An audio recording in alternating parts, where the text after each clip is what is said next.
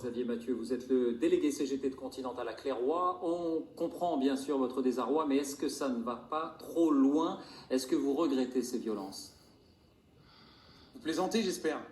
Pour vous, la fin justifie les moyens. Attendez, mais la fin, on est à 28 jours de la fin, monsieur. On entend votre colère, mais est-ce que vous lancez un appel au calme ce soir? Je lance rien du tout. J'ai pas d'appel au calme à lancer. Les gens, ils sont en colère, et la colère, faut qu'elle s'exprime.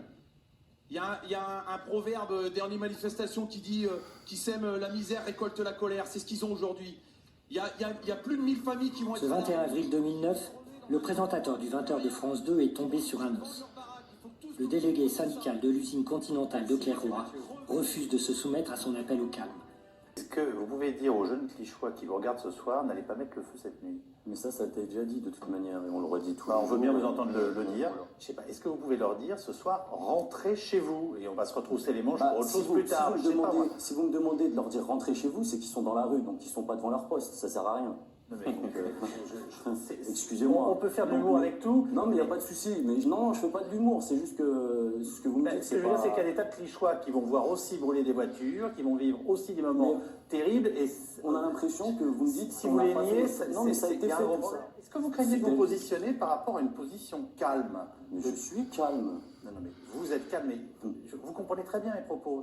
On a l'impression qu'il vous est impossible de dire clairement aux plus jeunes qui sont dans les rues, peut-être au moment où nous parlons, il faut rentrer chez soi. Ça ne sert à rien de foutre le feu à la ville.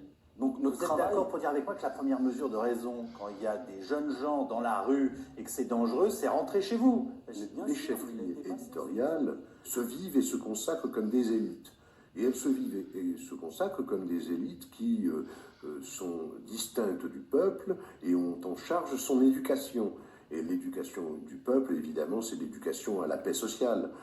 C'est l'éducation au statu quo, c'est ce qui appelle violence, non pas la violence de l'injustice sociale, mais n'importe quel acte de révolte qui se traduise ou non par un bris de vitrine.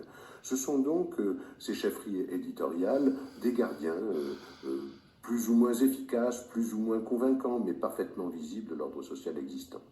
Est-ce que vous renouvelez ce soir votre appel à calmer le jeu partout dans tous les quartiers où il y a des incidents?